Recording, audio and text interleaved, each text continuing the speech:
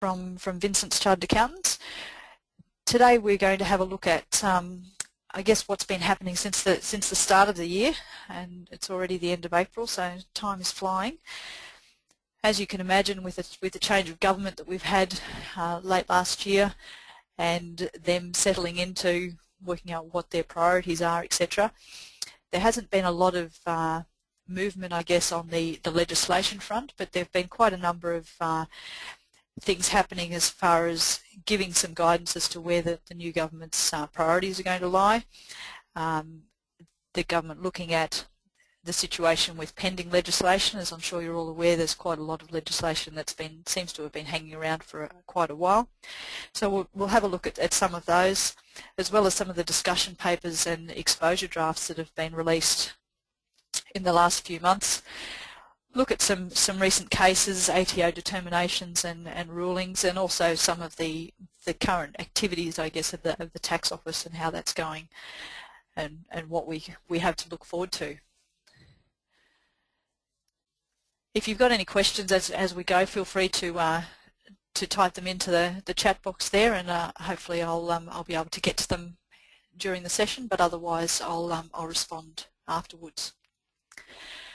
So the first thing I just wanted to touch on was in relation to pending legislation. You know, as I just mentioned, that at the end of the last government there was quite a significant amount of legislation that was outstanding, some of which was dating back a good couple of years.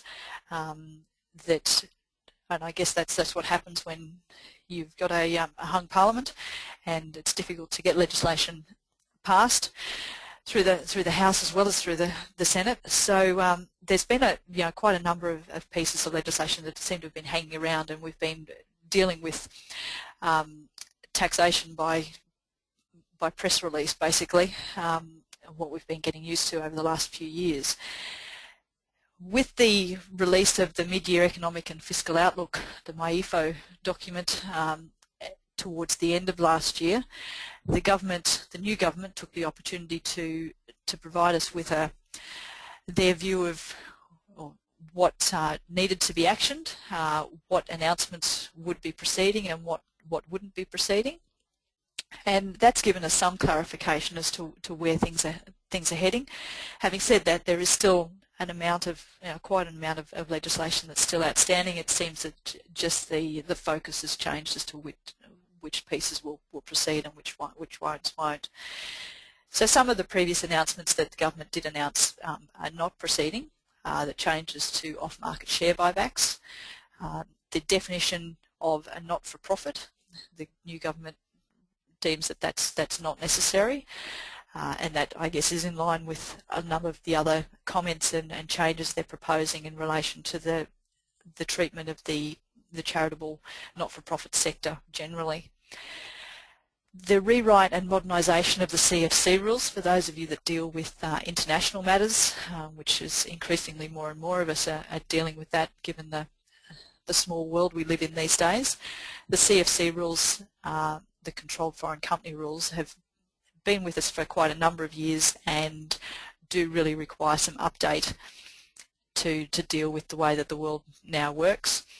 The previous government had set a plan for rewriting those rules, had a couple of goes at it, and they didn't quite get to bill stage. The OECD's announced that they're undertaking a review of the CFC rules around the world, and once that report has been released, then the Australian government is then going to revisit what our rules look like and do the rewrite and modernisation of those rules at that time. There was also a proposal that R&D quarterly credits would be provided to those taxpayers that obtain the R&D tax incentive. Those quarterly credits are no longer going to be provided. So there's just a few things that aren't going ahead. As far as some of the things that are happening, the government, as promised in the election, is going to remove the R&D tax offset for very large businesses. The carbon tax is to be repealed, and so is the MRRT.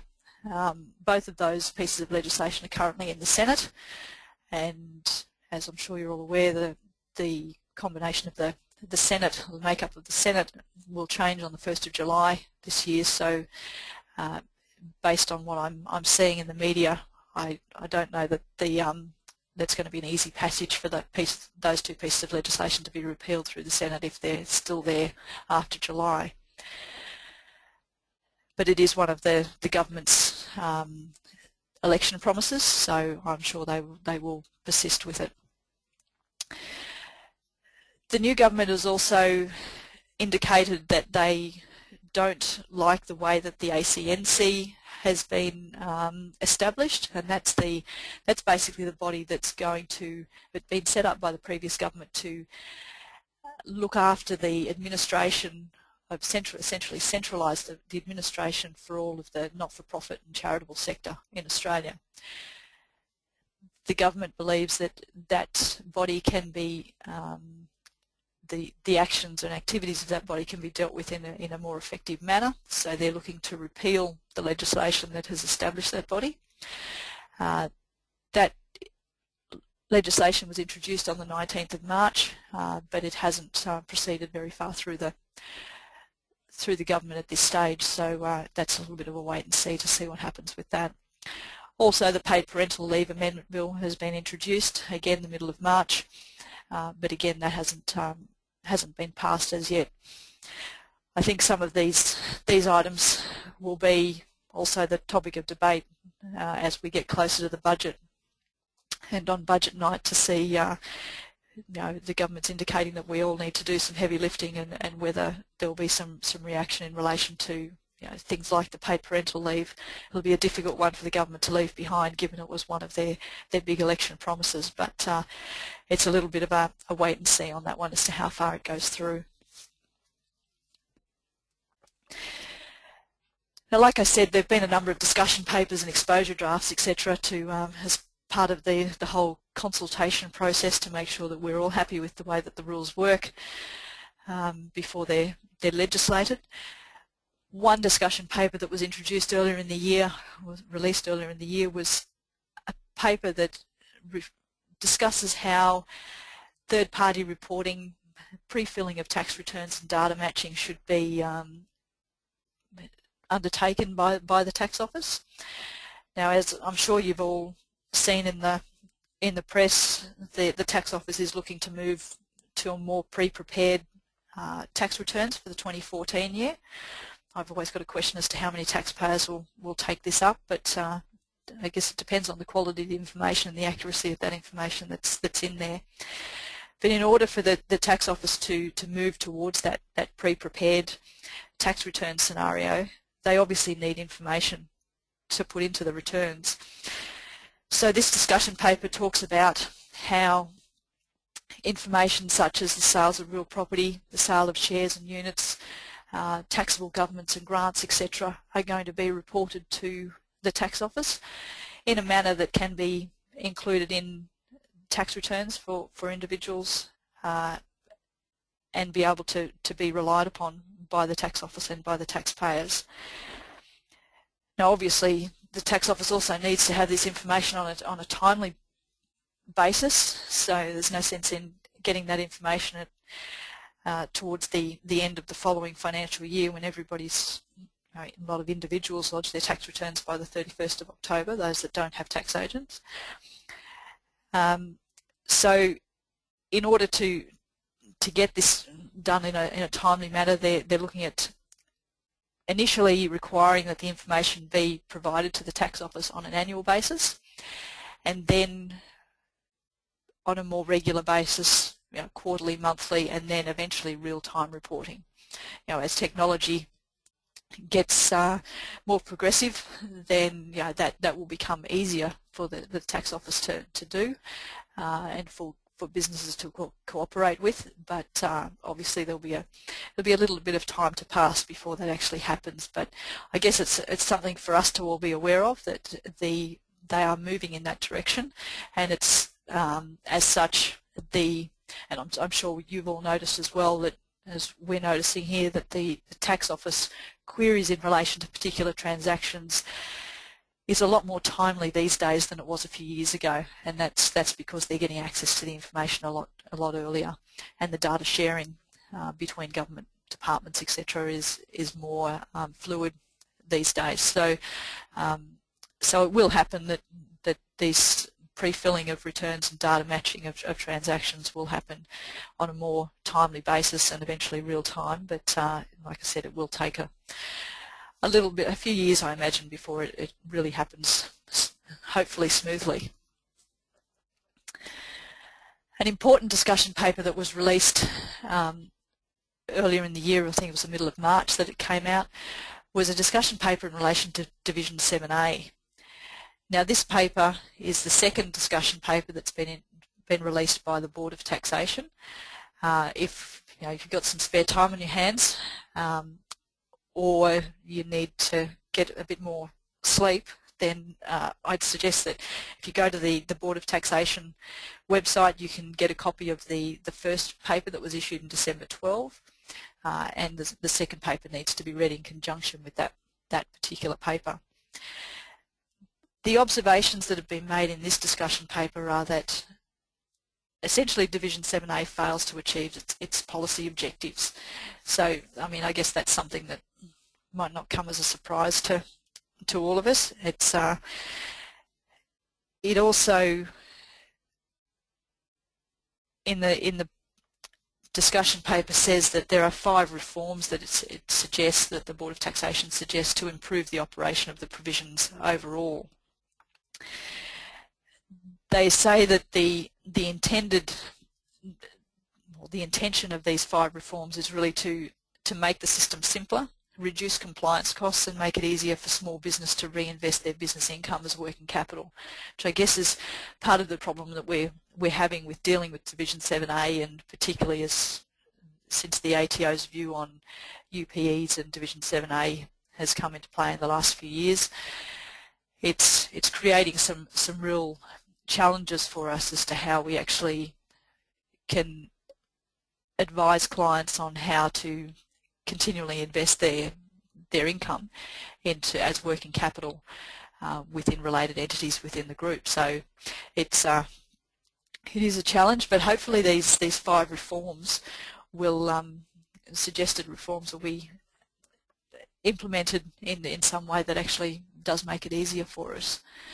So basically the reforms that are being suggested by the Board of Taxation are that we have a unified set of rules based on the principle of transfer of value, and that is looking at basically a single set of common principles across how we deal with loans, payments, debt forgivenesses, and the use of company assets in the Division 7A rules. As you all know, dealing with Division 7A doesn't just mean that you have an understanding of one set of rules. They're similar but different rules across each of those types of transactions and relationships. So having a single set of common principles will obviously assist us in dealing with how the rules are to be applied. Looking at better targeted framework for calculating companies' profits. So as you know, we need to deal with what the company's distributable surplus is to determine whether we've got a Division 7A issue or not. We also need to look at things like asset value revaluations and the like. This proposal is saying that the asset revaluations won't be required, and unrealised profits won't be taken to be distributed just because company assets are being used. And it's also looking at incorporating into that the company profits are going to be tested on an annual basis to approximately tax all the transactions that have occurred. So the detail of that will obviously be the interesting part, but it sounds promising. The third item there, which is something that I guess we deal with on a very regular basis as far as Div 7A is concerned, is the system of complying loans. The idea is to make it simpler, more flexible, and a better targeted system for how we deal with those. And the board has suggested that a single 10-year loan period with more flexible requirements for repayments of principal be adopted. And that's, I guess, going along the same lines or similar lines as the ATO has suggested in its ruling in relation to how UPEs for trusts are dealt with as far as Division 7A is concerned, where they have a potential, a possible 10-year loan scenario that you can establish. So it's moving more towards that side of things. So it gives I guess a little bit more time to deal with the loan, and obviously to be more flexible in how it's repaid, etc. would be of great assistance to the businesses generally. Greater flexibility for trusts that reinvest their UPEs as working capital. As I said, that's created a real challenge for us in recent years as to how we deal with businesses that are run in trusts and that want to use those funds as working capital, but obviously don't want to distribute the funds to individuals, but like to take advantage of a corporate tax rate. So that will hopefully assist in that regard. And also the fifth recommendation is a self-correcting mechanism. So basically at the moment there are a number of cases where a decision is required by the Commissioner as to how things are dealt with, and whether you want certain concessions to be applied, whether it's in relation to administrative costs, or how complying loan agreements, whether complying loan agreements will be accepted, etc. At the moment that decision rests with the Commissioner. There's a suggestion that we should be able to self-assess how that gets dealt with more easily. So again, the devil's always in the details, but this is at least a start, and it shows, this second paper particularly I think shows that they are looking at it quite seriously. It's not just an overview of the provisions and we'll just have some tinkering around the edges. I get the feeling that there'll be some real reform in relation to this area. The board is expected to report to the government by the end of October this year on their final recommendations, so we'll watch out for that. For those of you that have clients that are involved in primary production, there's an exposure draft that has been released in February in relation to farm management deposits. Now, for those of you that aren't aware, farm management deposits, there's a provision in the Act that allows primary producers to claim a tax deduction for deposits they make in an income year and then treat those deposits as assessable in the year that they're repaid. The owner has to include the withdrawals from the farm management deposit in their assessable income in the year that they're repaid. So what these proposed amendments are going to do is allow individuals that have more than one farm management deposit to consolidate the deposits without having an adverse consequence, because as I said, withdrawals from the FMD are supposed to be included in your assessable income. Obviously if you withdraw from one and put it onto another one, under the current law, there would be a taxing event there. So it's just to enable taxpayers to consolidate them without having that taxing event in the middle of it all. The proposed amendments also increase the amount of taxable non-primary production income that the individual can earn before being ineligible to access the FMD concessions, and that's proposed to increase from $65,000 to $100,000. Now, some amounts won't be able to be included in the consolidated farm management deposits, and those are amounts that are less than 12 months old, or amounts that didn't give rise to a deduction, an FMD deduction, when they were deposited. And the consolidated FMD is going to, the age of that is going to be essentially tagged to the youngest of the FMD of the amounts that were consolidated. Another exposure draft that was released in February was in relation to the refunding of excess GST. Now, there was an exposure draft released in relation to this measure in August 2012, and proposed amendments were included in a 2013 bill that was introduced in June last year, but it lapsed as a result of the election in September. The new government has said that it is going ahead with the changes. However, those changes won't actually take effect till the 1st of July 2018. So it's a fair way down the track really, but I just thought I'd put it in there to let people know that it is still on the agenda, because overpayments of GST can arise in particular situations where, for example, the GST has been miscalculated or it's been incorrectly reported on the GST return. Somebody treats something that's not a supply as a taxable supply. So all of those occasions can give rise to situations where there's been an overpayment of GST, and there needs to be I guess these provisions are going to ensure that the taxpayer is going to be entitled to a refund of that excess GST, provided that certain conditions have been satisfied, and that's obviously that the excess GST hasn't been passed on to another entity. So if the taxpayer's already gone and passed that on to average, the end user, then and hasn't been obtained back from him, then the refund's not going to be, for the excess GST, is not going to be available.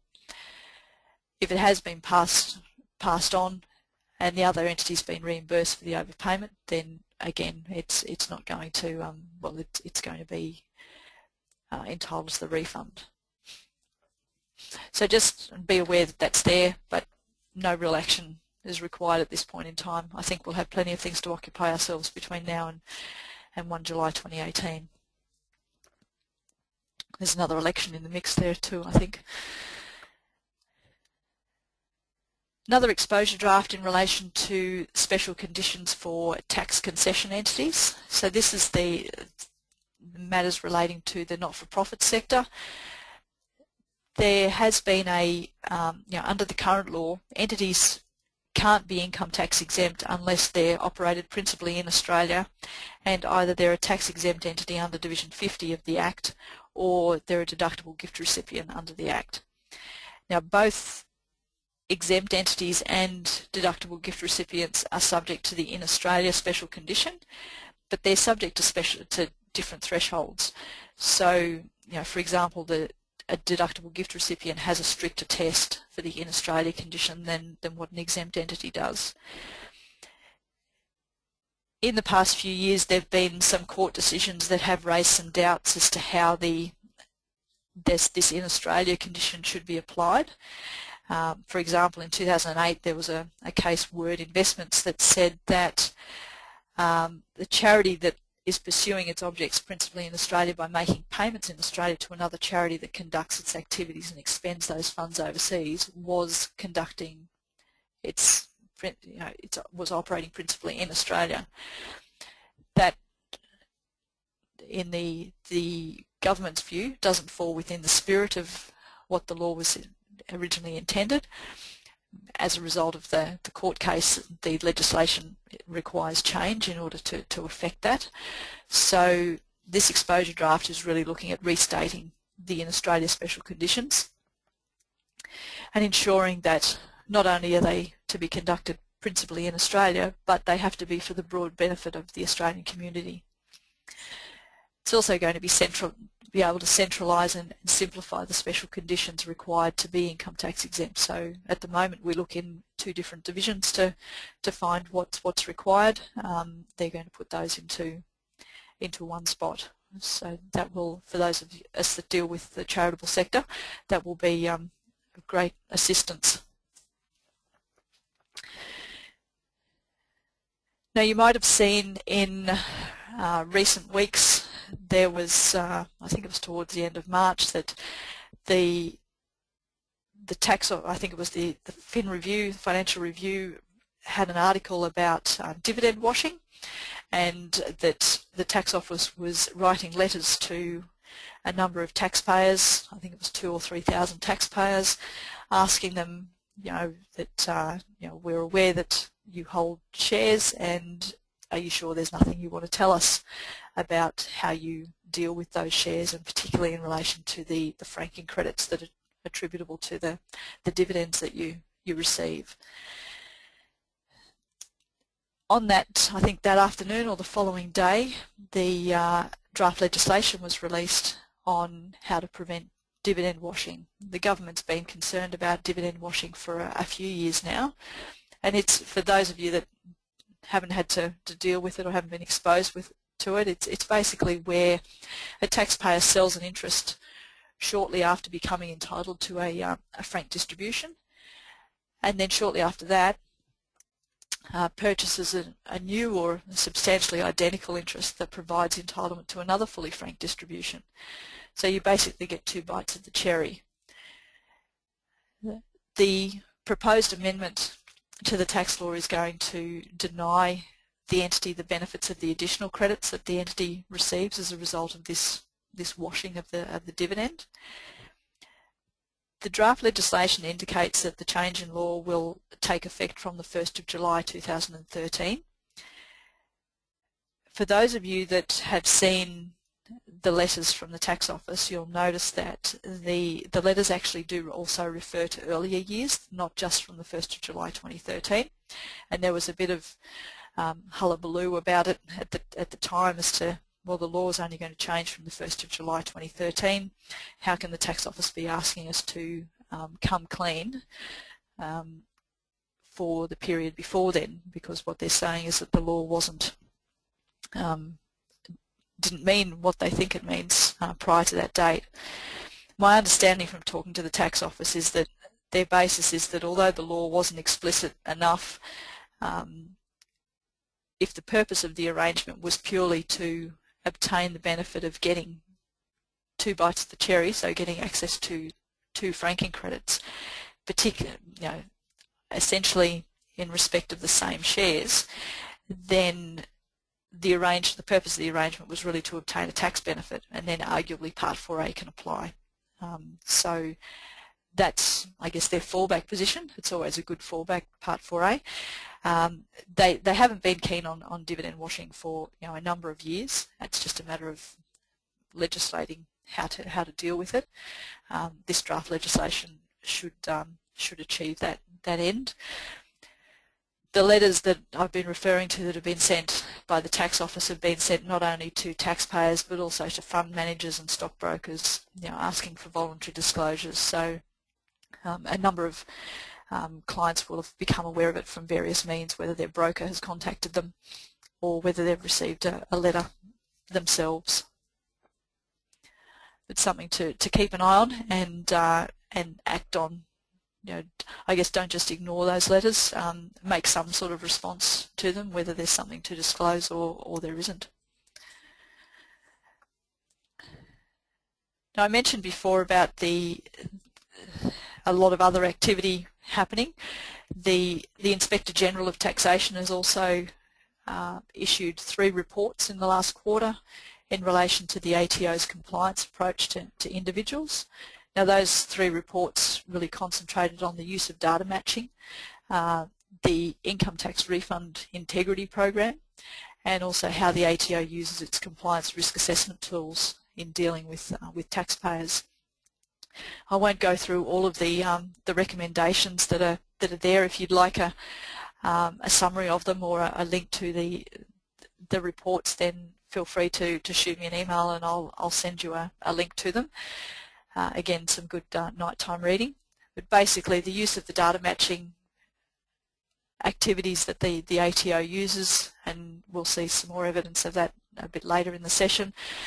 There are 13 recommendations that the Inspector General has made, and they're basically things like making sure that the tax office minimises the time between when the data is received and when it's being compared to the taxpayer's information. We all know from dealing with some of these data matching inquiries that the tax office have is that sometimes they've got information that is out of date or not completely accurate because of the passage of time, and so tightening up those time frames will actually assist in something like that. So the 13 recommendations have been agreed to. For the data matching, the ATO has agreed with all but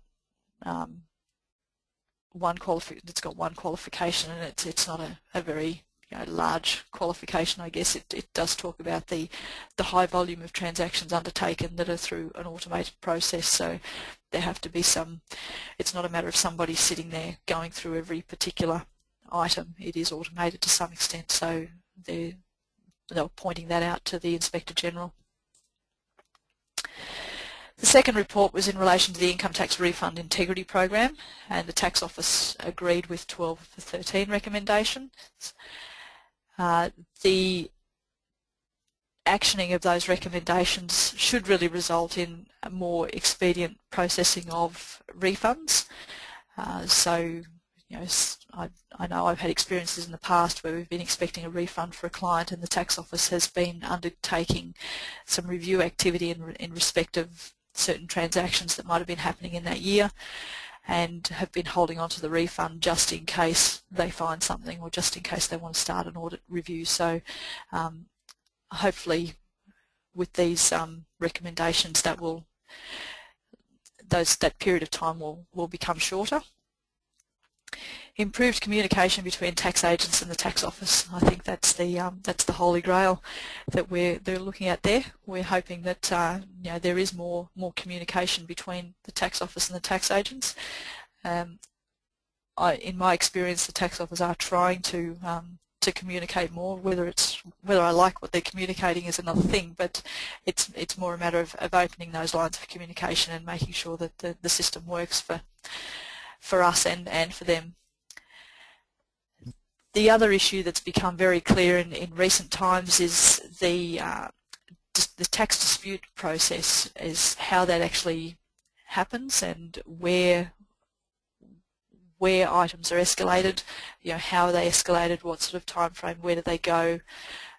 All of those issues are coming more into the fore as the Tax Office is actually reviewing more and more transactions, and taxpayers are actually querying them on that review process. So this is the integrity programs also looking at, or recommended, that there are clearer lines of escalation so that everybody understands what the process is in relation to a dispute. And also looking at the third report was in relation to the Tax Office use of compliance risk assessment tools. I'm sure you all have seen that there's been an increase in the number of risk assessments or comprehensive risk reviews for clients, and how those are administered. You know, that was something that was started years ago with large businesses and has now filtered down over the last couple of years to smaller taxpayers. And you know, I know we're seeing in our practice the identification by the Tax Office of particular clients in particular risk categories, and we're getting, you know, similar questions and reviews, etc., in respect of the ones that fall into particular buckets. So it's just a matter of understanding how those risk assessment tools are being used, and making sure that it's communicated to all parties as to what the process is.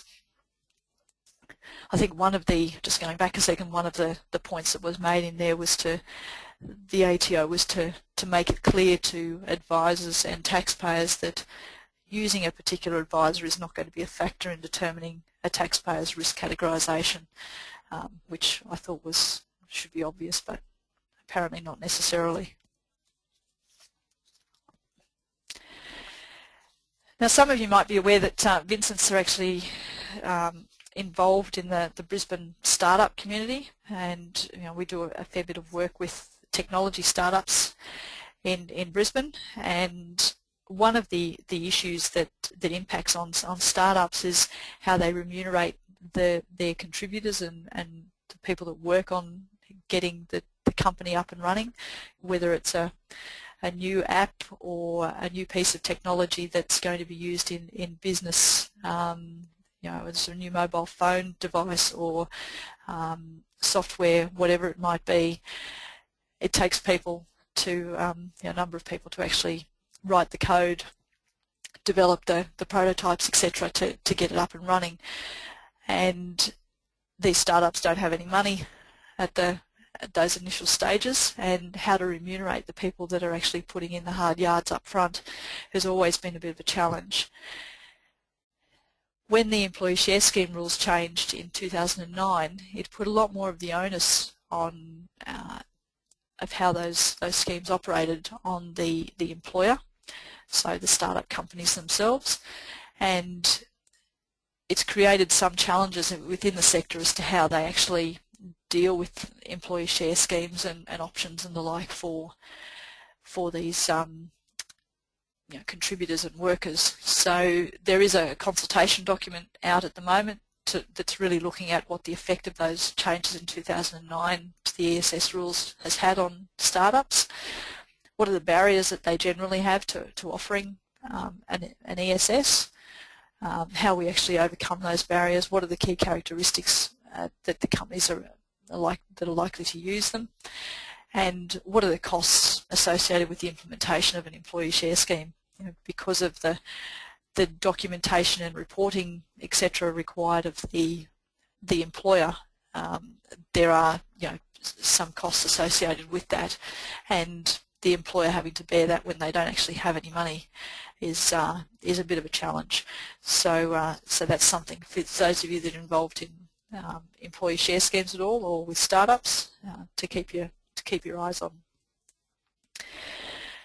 Now, another ATO initiative that's attracted a bit of media attention of late was Project Do It, which is Disclose Offshore Income Today.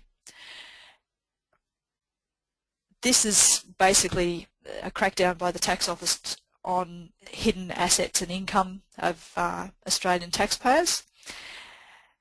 We're seeing evidence of a global crackdown on tax avoidance. I use that term very loosely, I guess, but where governments believe that tax should have been paid in their country and hasn't been.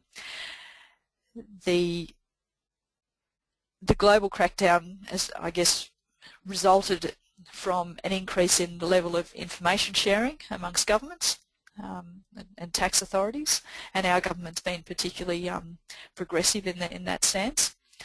And also quicker response times by the tax authorities themselves. They're back a few years ago, getting information from a tax authority in another country was, near on impossible.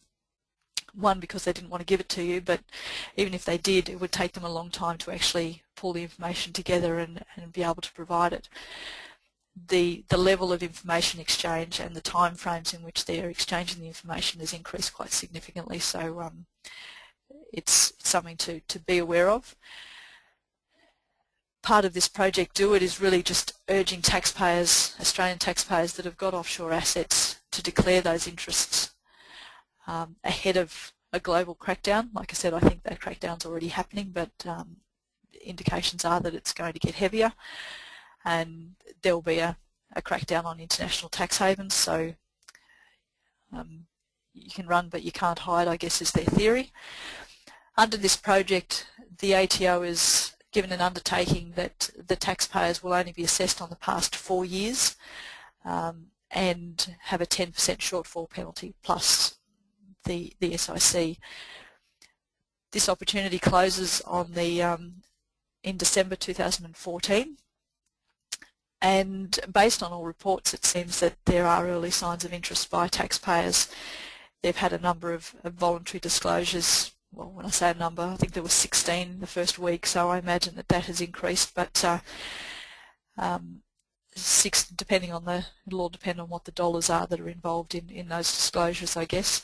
And there have also been a number of expressions of interest of people, I guess, testing the water to see what should be disclosed and what the action's going to be if they do provide further information. So if you've got clients that might be impacted, then or clients come to you that might be impacted, then it's worth keeping this in mind, because I think, as I said, the level of information exchange and activity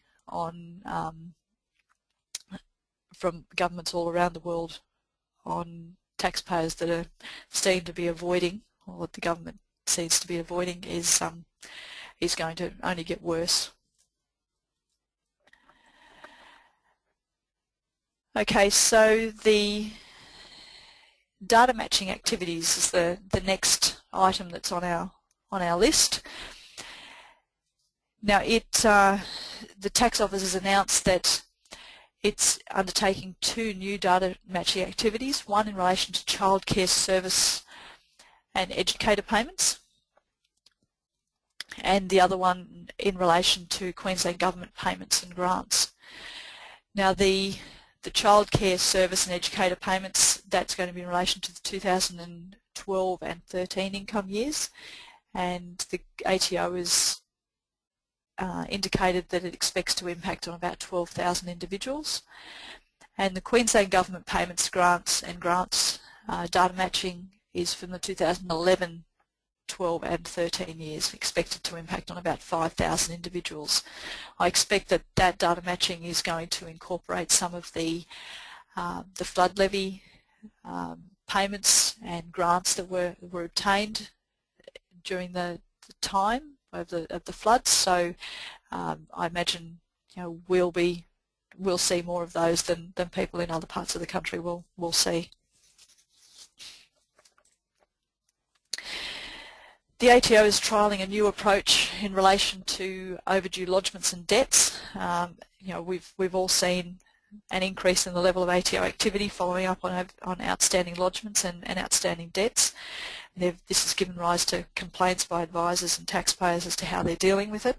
So they're trialling this consolidated approach, which is intended to reduce the duplication of calls so that they'll incorporate the debt calls and the lodgement calls together. There'll only be a limited number of taxpayers impacted at this stage during the trial, but you may see some changes in the way that the ATO approach these in the coming months. So we'd be interested in hearing your thoughts if you do get some of these calls as to how the tax office deal with them and whether you think they're effective or not. Now, just a couple of cases to talk about. There was a case in relation to deferred compensation that the Commissioner had a bit of a win. In this case, the taxpayer was entitled to a payment, a significant payment, it turns out, of about $160 million that was to be paid over a number of instalments following his resignation from his employer. The payment related to his right to participate in the employer's profit participation plans. And the taxpayer, when they included in their tax return, included it as a capital gain with a nil cost base and reduced by the 50% discount. And the Commissioner contended that the amounts were actually not capital gains, but rather either assessable dividends or ordinary income or employment termination or eligible termination payments at the time.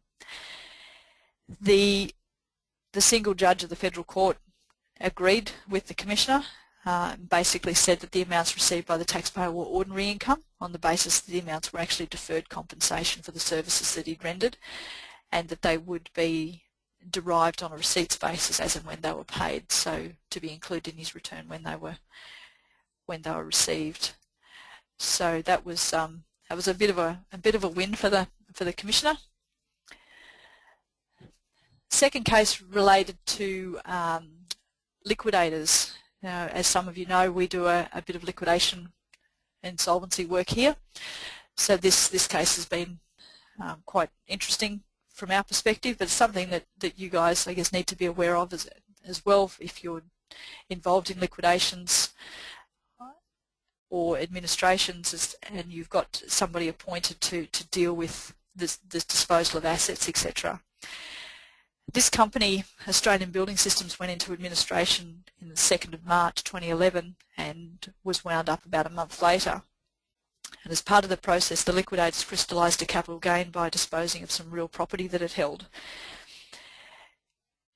The Commissioner basically said that Section 254 of the 36 Act required the liquidator to retain an amount out of the proceeds of the sale to satisfy the CGT liability that would arise on the sale of the property and lodgement of the return.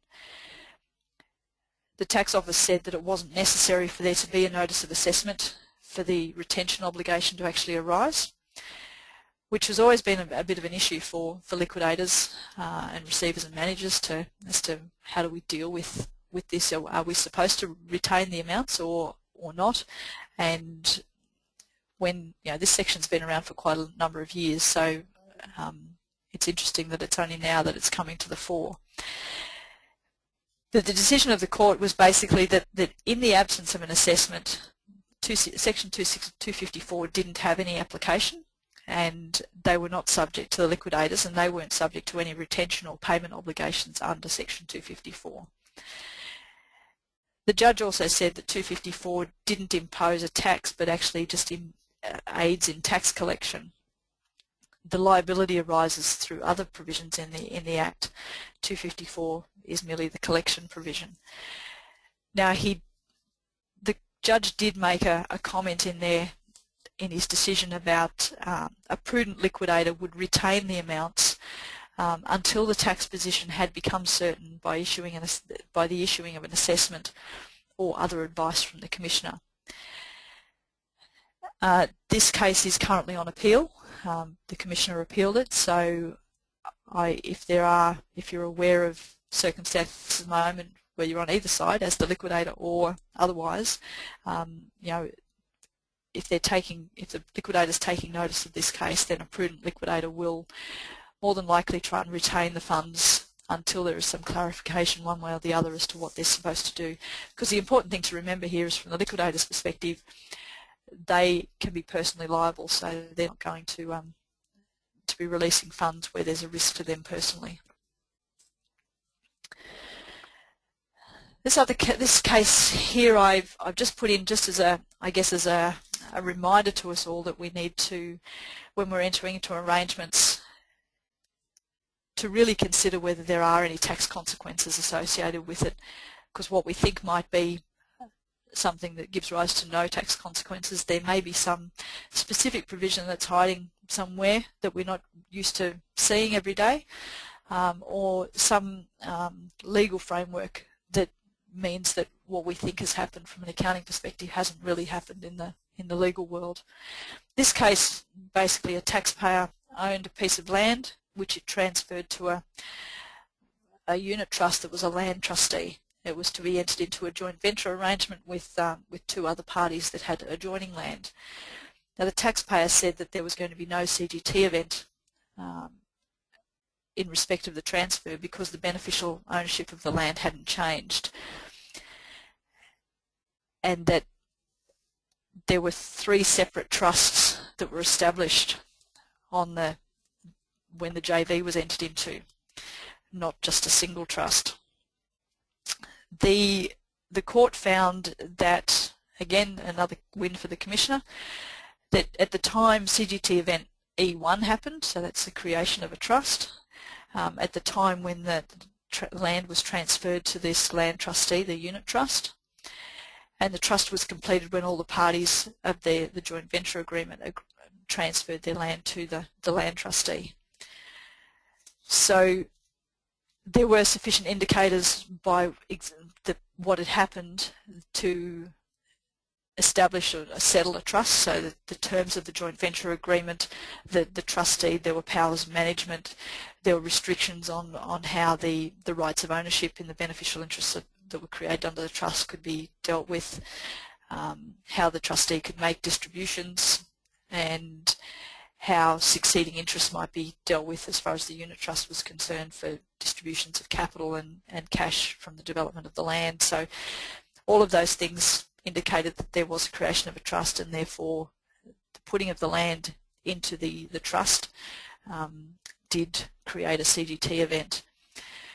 So like I said, just one to note that the accounting for it isn't the only thing that we need to think about. We need to think about the legal framework as to what's actually happened, and to determine whether there is going to be a potential taxing event. And there's plenty of provisions in the Act that we don't deal with every day that can pop up and bite us every so often. Tax determination, draft 1 on capital support payments to subsidiaries. This is just, I guess, a reminder that where payments are made by holding companies to the subsidiaries, and they're to support a subsidiary because it's made losses or it's not sufficiently profitable to look after itself, or it would have made a loss or might not have been profitable if it hadn't been for the payment. Those payments are capital support payments, are not going to be deductible. not deductible under 8.1 because they're capital in nature.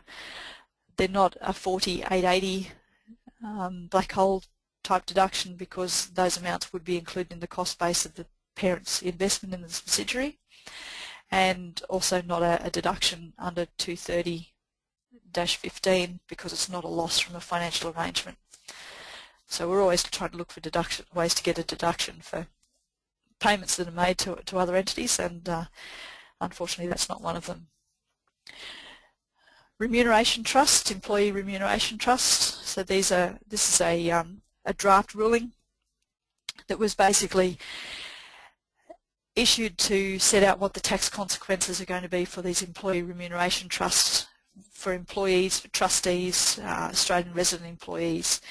So an employee remuneration trust is basically a situation where the employer sets up a trust. It might contribute a lump sum amount, a few $1 million to that trust. It'll invest via that trust, and the trust will derive income and capital gains, etc., from those investments, and the distributions are then made to employees, hence the employee remuneration trust.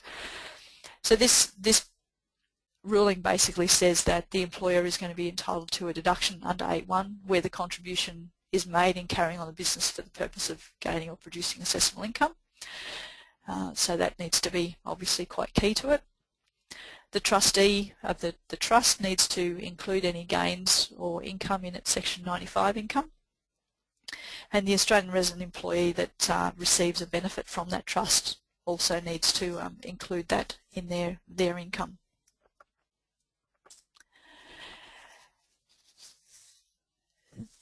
Dividend access share arrangements.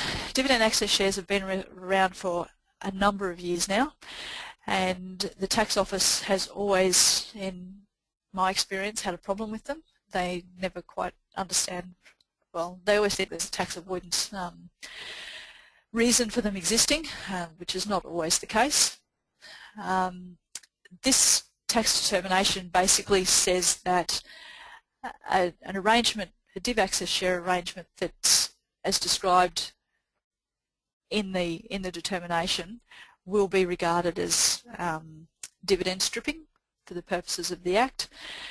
Essentially what the determination sets out is a situation where a company has significant accumulated profits, and then it creates a new class of shares that has no voting rights or a discretion, and it has a discretionary right to dividends. And then the company issues a new class of shares, well, the company issues those new class of shares for a nominal consideration and then pays a dividend on that new class of shares. But the economic benefit of the profits that have come out of the company still rest with the same original shareholders, but there's no tax consequence. So this determination, I think at the same time as this determination was issued and a bit before, the tax office were issuing a number of letters and 264 notices to advisors, asking them to disclose clients' details where they had dividend access share arrangements.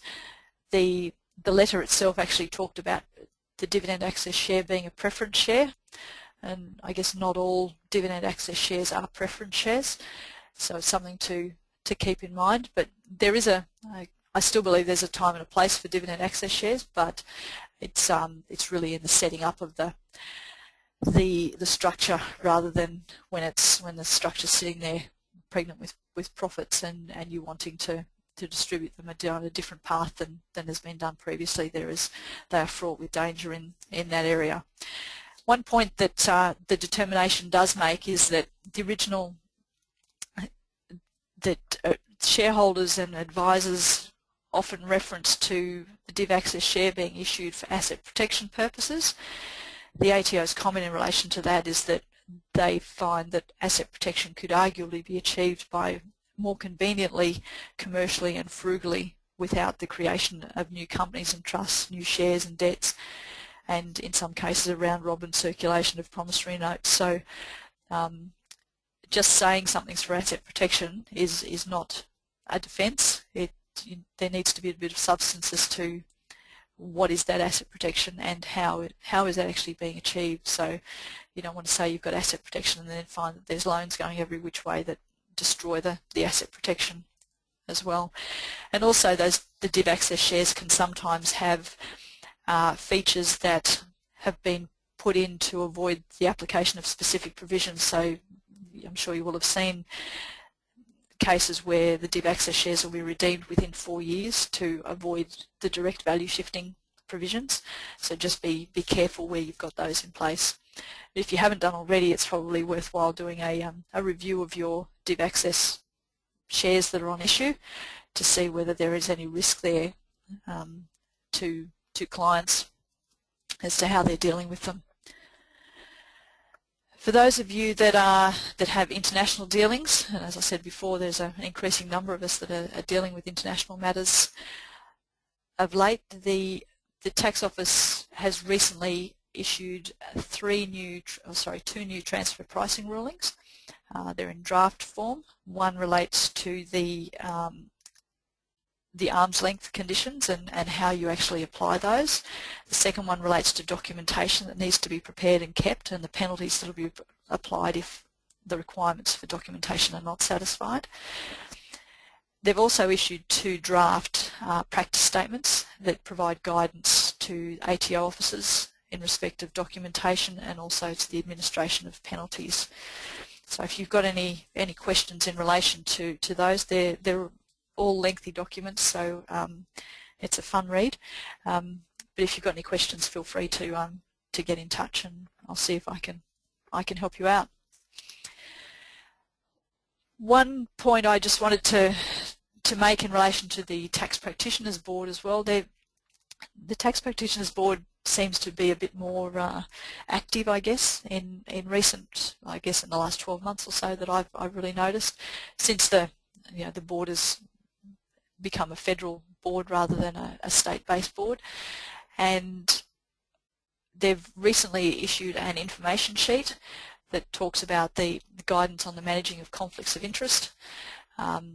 So if you've got situations where you're not sure whether you've got a conflict or not sure how to deal with it, then this can provide you with some guidance. Obviously, as well as your the accounting body that you belong to, whether it's the Institute of Chartered Accountants or CPAs, then they've all got guidance on how to deal with it. But you need to, I guess, be aware that the Tax Practitioners Board has a code for tax agents to abide by, and if you breach their code, which may slightly differ to one of the institutes or the CPAs, then they may impose their own sanctions. So just be aware that when you're checking these things, it's not just a matter of going to the institute or CPA, etc. Okay, so that's about me for today. It's just about 1 o'clock. I just want to quickly remind you that if you've got any questions, whether it's on tax issues, superannuation issues, forensic accounting matters, audit, insolvency, reconstruction matters, all of those things, then the staff here at Vincents are here to help you. If you're not sure who to contact, then feel free to shoot me an email or send it through to the general VinLink email, and it'll be directed to the right person. If you've got any general questions along the way, then feel free to give me a call or shoot me an email as well. Happy to assist. And also, there's a point there you'll see on the slide about specialist training. Now, if you guys within your individual firms are finding that you've got a particular area that you would like to have a special session on, then we can look at arranging those sessions for you. We've got some sessions that are more general in nature, but we can adapt them to be very specific to your circumstances. I have a couple of members where I attend their premises and I essentially just get asked a whole bunch of questions for an hour or so, and have a knowledge share in that manner rather than having a structured seminar session. So we can offer that specialist training if anybody's interested. So if you are, then feel free to give me a call. My contact details, they will be on the slides when I send them out to everybody or make them available on our site. I've just noticed that they're on the slide that I've printed out, but they're not showing on here. So, but my details are K Reynolds at vincents.com.au, and my direct line, for those of you that have a pen, is 3228 4274. But if you want to get involved in some general discussion between Vincents and also the other VinLink members, then we've got a VinLink network discussion forum on LinkedIn. Feel free to join and post your comments there. And we've also got a Twitter feed as well that we try and put tax-related, insolvency, anything that might be of interest we feel to our clients, but also our VinLink members on that feed. That will be particularly active, I imagine, on the there you go, there's my details. Active on the 14th of May, 13th of May I should say, which is budget night. We'll be putting together a newsletter and preparing for a webinar that we'll hold at lunchtime on the 14th of May in relation to the federal budget. So for those of you that don't want to stay up and watch well, I'm sure you'll all be up, but you'll be doing something else at 7:30 on that Tuesday night. But there'll be a newsletter from our office, and the papers will be full of a lot of information as well. But tune into the webinar on the 14th of May. Brett Griffiths and I will be holding that webinar, and hopefully we'll have some interesting things to talk about. I imagine it'll definitely be one to keep us on our toes. Okay, well, thanks everybody for listening in. And like I said, if you've got any questions, feel free to get in touch. Thanks very much. Bye-bye.